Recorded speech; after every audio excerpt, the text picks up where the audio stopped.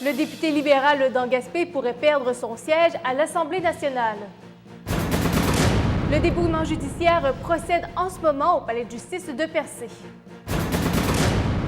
L'Office municipal d'habitation de Gaspé sous enquête. C'est l'octroi de contrat par l'ancien directeur qui est questionné. Et les ruines de l'église de Bacaraquette seront détruites. Une décision vivement critiquée. Les gens sont encore dans le deuil. On nous arrive, puis c'est comme si on n'est pas important, nous. Le TVA Nouvelles commence maintenant.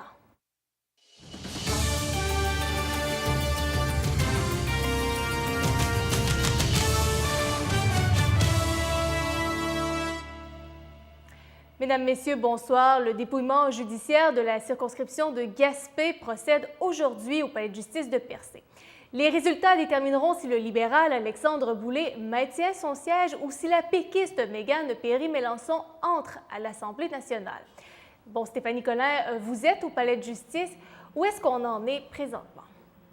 Bien, Catherine, le dépouillement judiciaire a débuté à 12h30 aujourd'hui et en principe, là, le résultat ne sera vraisemblablement pas connu aujourd'hui puisque selon les directives du juge, le recomptage doit terminer ce soir à 21h et reprendre demain matin à 8h. Et il faut dire aussi qu'à 16h aujourd'hui, le nombre de boîtes dépouillées était de 32 sur 132 boîtes de scrutin.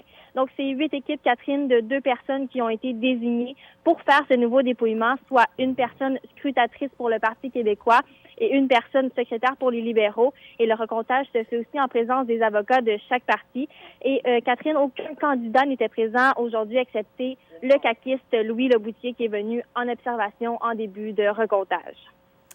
Bon, Stéphanie, c'est qu'il y a 43 boîtes de scrutin qui sont contestées par le Parti québécois.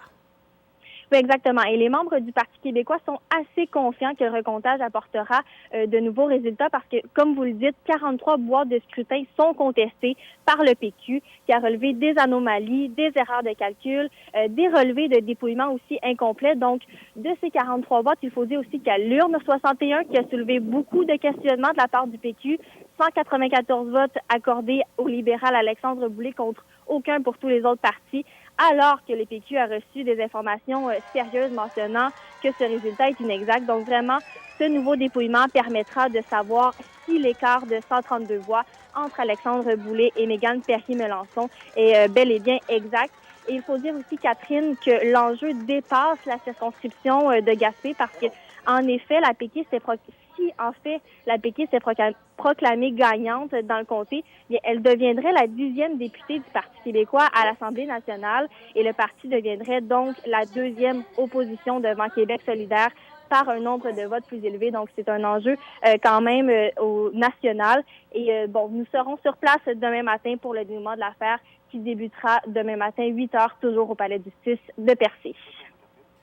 Bon, merci Stéphanie. Des résultats qui sont bien attendus. Bon, de ce qu'on comprend, ce ne sera pas ce soir qu'on aura les résultats, mais bien demain. Au revoir. Le caucus du Parti québécois a choisi Pascal Pérubé comme chef par intérim. Il dirigera donc son parti à l'Assemblée nationale le temps de leur reconstruction qui mènera à l'élection du prochain chef. Un défi de taille attend le député de Matane-Matapédia. La semaine dernière, le Parti québécois a subi sa pire défaite depuis 1976 et son caucus a été réduit à seulement 9 députés. Bien que le résultat du dépouillement à Percé pourrait leur apporter une 10e députée, la péquiste Mégane Perry-Mélançon. Via Rail a octroyé un contrat de 16,4 millions de dollars à la compagnie Rail GD de New Richmond. Diane Leboutillier, la députée fédérale de Gaspésie et les Îles-de-la-Madeleine, était dans la municipalité ce matin pour en faire l'annonce. Elle y était accompagnée d'Yves Desjardins-Siciliano, le président et chef de la direction de Via Rail. Ezra Belote-Cousineau. Nous pouvons être fiers que la région, à travers la réalisation de ce mandat, laisse sa marque sur des wagons qui vont circuler à l'échelle du Canada. Ce sont 4 voitures restaurants de Via Rail Canada qui seront remises à neuf et modernisées dans l'usine Rail GD de New Richmond. Ces voitures, construites à la fin des années 40, recevront de nouvelles cuisines, de nouveaux dispositifs Wi-Fi ainsi qu'une nouvelle mise à niveau mécanique. Aujourd'hui, nous sommes fiers et honorés que ce contrat soit accordé. Quelques dizaines d'emplois seront ainsi créés et plusieurs sous-contrats seront accordés à nos fournisseurs régionaux, québécois et canadiens. Via Rail avait lancé en avril 2018 un processus d'appel d'offres que Rail GD a finalement gagné. Il s'agira ainsi d'un 4e contrat entre Via Rail et l'usine de New Richmond. On a choisi Rail GD en raison, entre autres, de la compétence démontrée et l'acharnement de votre président, M. Babin, à vouloir s'assurer que vos compétences, votre professionnalisme, comme disait la ministre, et votre engagement soient mis à l'œuvre. Outre la réfection des 4 voitures cuisine, le président de Via Rail, M. Desjardins-Siciliano, a dû répondre aux questions des journalistes concernant le retour du train jusqu'à Gaspé. On va ramener le service dès que l'infrastructure ferroviaire est sécuritaire jusqu'à Gaspé. J'ai aucune date en tête parce que j'ai aucune date de conclusion des travaux d'infrastructure et ni la qualité de l'infrastructure au moment où on se parle. Le retour du train passager ne se fera pas aujourd'hui. Par contre, si on se fie aux promesses de l'ancien gouvernement, le train de marchandises, lui, devrait revenir jusqu'à Gaspé. Ezra Belot-Cousineau à New Richmond. L'Office municipal d'habitation de Gaspé est présentement sous enquête avec le protecteur du citoyen. CHAU Nouvelles a appris que ce serait en raison d'une mauvaise gestion de la direction, plus précisément du directeur sortant Daniel Samuel. Daniel Samuel serait soupçonné de ne pas avoir soumis des contrats au système d'appel d'offres, mais les avoir plutôt donnés à qui il voulait. D'ailleurs, 6 employés sur un total de 9 sont présentement en arrêt de travail. Le torchon brûle entre le diocèse de Bathurst et le comité de sauvegarde de l'église de Bacaraquette. L'évêque a annoncé en fin de semaine dernière que ce qu'il reste du bâtiment qui a brûlé en juin dernier sera complètement démoli. Le comité de sauvegarde de l'église, lui, veut restaurer les ruines. Annie Levasseur. On est vraiment outrés puis insultés. Manque de respect. Où sont les valeurs de l'Église? Les restes de l'église de Bacaraquette seront détruits d'ici l'hiver. Une autre sera construite. Le diocèse de Bathurst l'a annoncé dimanche. Ce serait une petite église environ de 250 places qui pourrait s'agrandir à 350. Il y aurait un centre communautaire. Tout ça serait payé par le montant des assurances. Le comité de sauvegarde de l'église avait espoir de restaurer ce qu'il reste du bâtiment. Si les murs sont solides, que l'on pourrait reconstruire à l'intérieur de ce mur-là une partie pour le culte et une partie communautaire ou autre. Selon le diocèse, un rapport des assureurs indique que les coûts seraient trop élevés. Ils nous ont dit que c'était de réparer ces ruines-là, ce serait prohibitif, c'est-à-dire un coût exorbitant, bien au-delà du montant de nos assurances. Le comité de sauvegarde aurait aimé être consulté. Les gens sont encore dans le deuil. On nous arrive, puis c'est comme si on n'est pas important, nous. Les citoyens de Bacaraquette s'opposent aussi à la décision du diocèse. Ils veulent conserver les ruines de leur église. Moi, je trouve ça dommage parce que je crois que la majeure et plus de la population de Bacaraquette voudrait la reconstruire. C'est sûr que je trouvais ça que c'était beau comme c'était présentement. J'étais plus en option pour une petite église à côté et garder cette église-là. Des étudiants en architecture patrimoniale de l'Université Laval étaient à Bacaraquette mardi. Ils ont évalué les restes de l'église pour proposer des possibilités de restauration. C'est un lieu où il y a 100 ans, là, les Acadiens d'ici se sont mis ensemble pour créer ça. Contre vents et marées, là, ça a été fait à la main.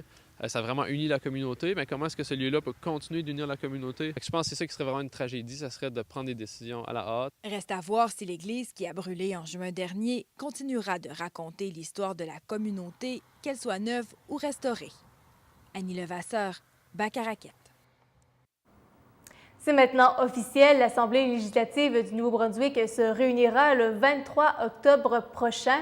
C'est ce qu'a annoncé Brian Gallant dans une déclaration publiée aujourd'hui. Il réitère que les Néo-Brunswickois ont envoyé un message clair le 24 septembre en demandant aux élus de collaborer.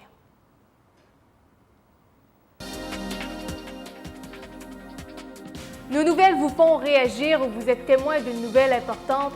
Appelez-nous ou écrivez-nous à l'adresse qui apparaît à l'écran.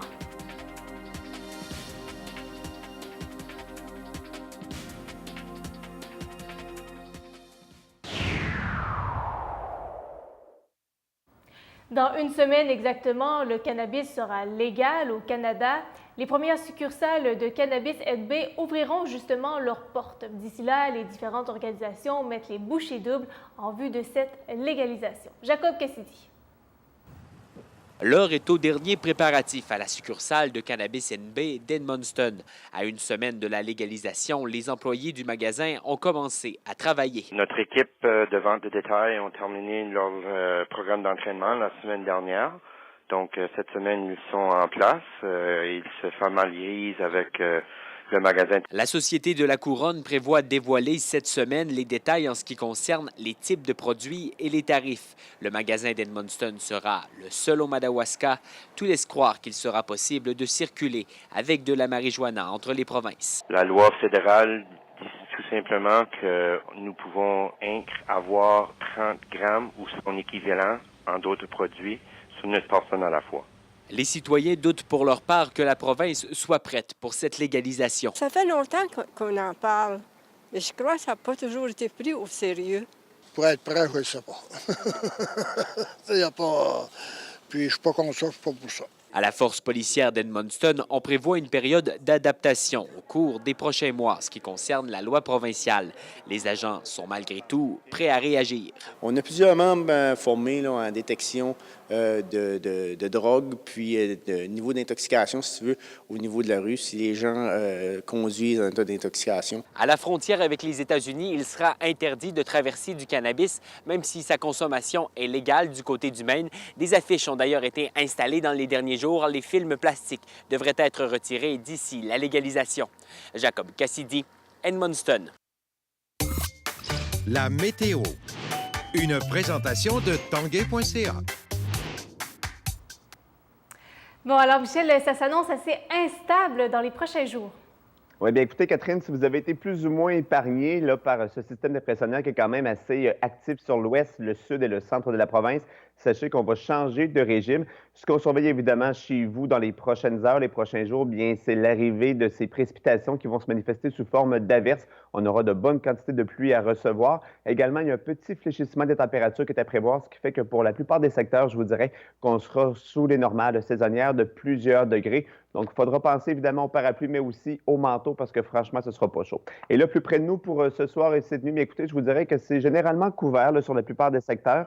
Du côté de Bathurst, on a un petit 30 % de risque d'averse, une possibilité là, qui pourrait se manifester tard en soirée ou au cours de la nuit. Côté Mercure, c'est quand même pas si mal. Sur Gaspé, on a 0 degré, votre normal, donc c'est 0. Sur Carleton et Bathurst, c'est un petit peu plus confortable avec 4 et 5 degrés. Demain, jeudi, ça s'annonce assez instable pour la plupart des secteurs. C'est le cas pour Carleton, Gaspé, Bathurst. Chez vous, c'est gris, c'est brumeux, c'est pluvieux. On a un bon potentiel d'averse également.